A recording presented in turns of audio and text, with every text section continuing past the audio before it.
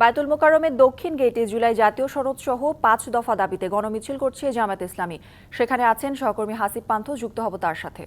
হাসিব, জামায়াতের গণমিছিলের সর্বশেষ পরিস্থিতি জানাবেন। বায়তুল মোকাররমের ঠিক দক্ষিণ গেটে দেখতেই পাচ্ছেন আজ কিন্তু বৃষ্টির মুখর দিন, বৃষ্টি হচ্ছে। তবে এই বৃষ্টির বাধাকে উপেক্ষা করে জামাত সমর্থিত যে সকল কর্মীরা রয়েছেন, তাদের নেতা কর্মীরা এসেছেন এই গণমিছিলটি অংশ নেওয়ার জন্য। তারা কিন্তু আসলে বেশ কয়েকটি দাবি এখানে রেখেছেন। তার মধ্যে তাদের প্রধান যে দাবিটি, জুলাইয়ের জাতীয় সনদের ভিত্তিতে ফেব্রুয়ারিতে নির্বাচন সহ তারা 5টি দফা কিন্তু এখানে সাবমিট করেছে। তারা জানাচ্ছে এমনটি যে আসলে জুলাই সনদটি দিতে হবে, তারপরেই তারা আসলে ফেব্রুয়ারির মধ্যেই তাদের এই জাতীয় নির্বাচনকে কিন্তু তারা চাচ্ছে। এছাড়া যদি আমি আরেকটু যুক্ত করি যে যেখানে জামাত ইসলামী যারা রয়েছেন তারা বলছেন আসলে আগামী জাতীয় নির্বাচনের উভয় কক্ষে পিআর পদ্ধতি চালু করা, এছাড়া অবাধ সুষ্ঠু গ্রহণযোগ্য নির্বাচনের লক্ষ্যে সবার জন্য লেভেল প্লেইং ফিল্ড নিশ্চিত করা।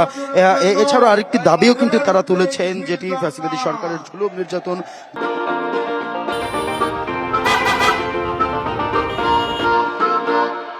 গণহত্যা, দুর্নীতির বিচার নিশ্চিত করা এবং স্বৈরাচারের দোসর জাতীয় পার্টি ও 14 দলের কার্যক্রম নিষিদ্ধ করা। এই গেল 5টি যে দাবিগুলো বললাম, এইগুলো নিয়ে কিন্তু আসলে তারা গেল সেপ্টেম্বর মাস থেকে কিন্তু তারা বায়তুল মোকাররমের উত্তর দক্ষিণ গেট থেকে তাদের বিক্ষোভ কর্মসূচি করেছিলেন। এর পরবর্তীতে তারা সারা দেশের জেলা উপজেলাগুলোতেও কিন্তু তারা তাদের এই দাবিগুলো নিয়ে কিন্তু তারা বিভিন্নভাবে গণমিছিল করেছে। তবে আজ কিন্তু বৃষ্টি মুখর দিনে তারা জুমার নামাজের পরবর্তীতে জামাত ইসলামের যে সকল কেন্দ্রীয় নেতৃত্ববৃন্দ রয়েছে তাদের উপস্থিতিতে এবং কর্মী যারা ছিলেন তারা সকলে এসে তাদের এই জুলাই জাতীয় সনদের ভিত্তিতে ফেব্রুয়ারিতে নির্বাচন সহ 5 দফা দাবির যেই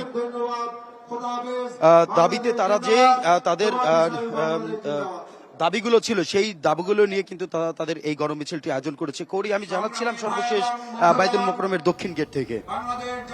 হাসিব, ধন্যবাদ আপনাকে।